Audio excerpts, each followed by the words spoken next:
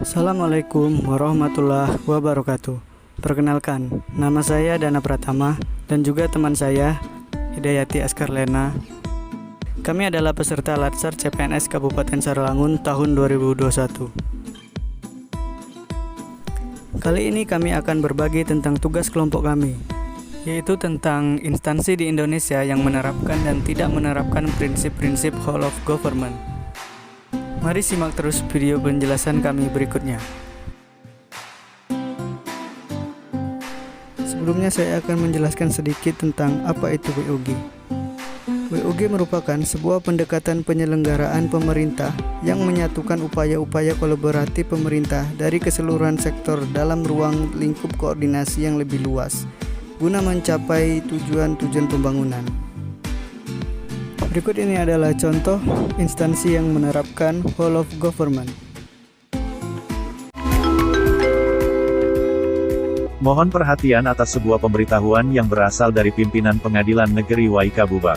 Keluarga, para pihak dan seluruh pengunjung sidang, tolong bantu kami warga Pengadilan Negeri Waika Bubak untuk berperilaku bersih dengan cara tidak menghubungi hakim, panitera pengganti, jurusita dan seluruh warga Pengadilan Negeri Waika Bubak untuk tidak menerima tip, sogokan, suap, pemberian atau janji dalam bentuk apapun juga. Ketua Pengadilan Negeri Waika Bubak, Made Adichandra Purnawan, SH.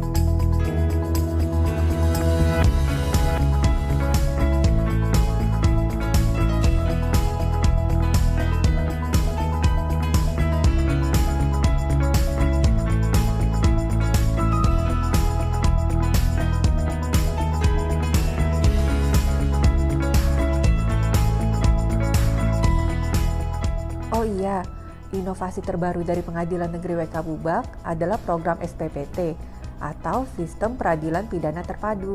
Ini merupakan program kerjasama Pengadilan Negeri Waika Bubak dengan kepolisian, kejaksaan, dan lembaga permasyarakatan. Baiklah, berikut ini adalah contoh instansi yang tidak menerapkan whole of government dalam pelayanan publiknya. Kemendagri menyamar sebagai pemohon layanan Disduk Capil. Fakta layanan di lapangan terbongkar. Para pejabat tinggi Kemendagri menyamar dan turun langsung ke daerah-daerah untuk berpura-pura jadi warga biasa dan meminta layanan dari Dinas Pencatatan Sipil. Setelah terjun ke lapangan, sejumlah fakta di lapangan pun terbongkar jelas.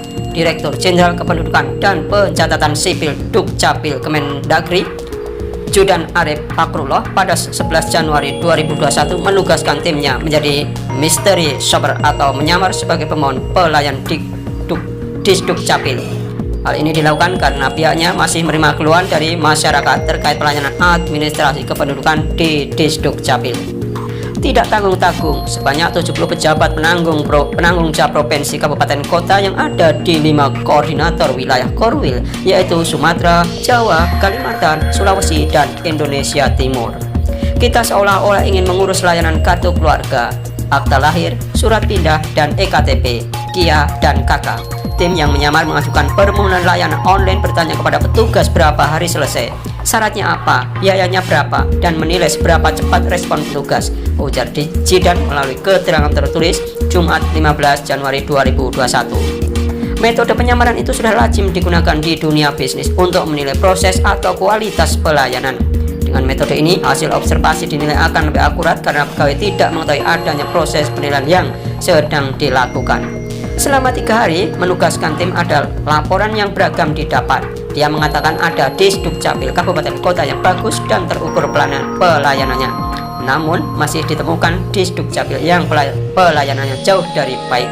Masih ada daerah yang tidak memberi kepastian berapa hari layanan selesai, tidak merespon permohonan online, dan nomor HP layanan tidak aktif. Bahkan masih ada kabupaten yang menyatakan tidak bisa cetak EKTP luar domisili atau tidak mengaktifkan layanan WhatsApp-nya, ujar Jidan. Hasil temuan itu akan jadi bahan bagi Dukcapil Kemendagri dalam rapat koordinasi dengan Disdukcapil Provinsi dan Kabupaten Kota.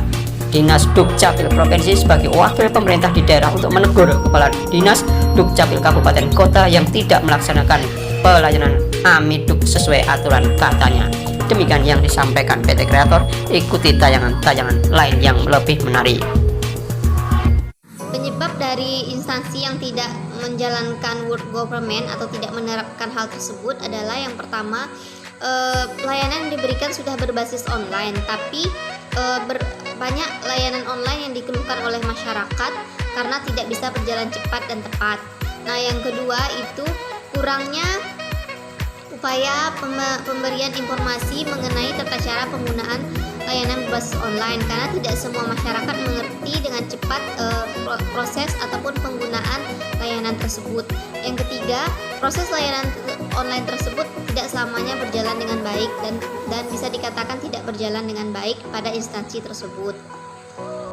Ada beberapa solusi yang dapat kita lakukan untuk menangani atau mengatasi hal-hal tersebut di mana tidak dilakukan penerapan work of government. Yang pertama yaitu peningkatan layanan online yang cepat dan tepat. Jadi di sini masih walaupun sudah online tapi masih banyak kendala-kendala di sana ditemukan.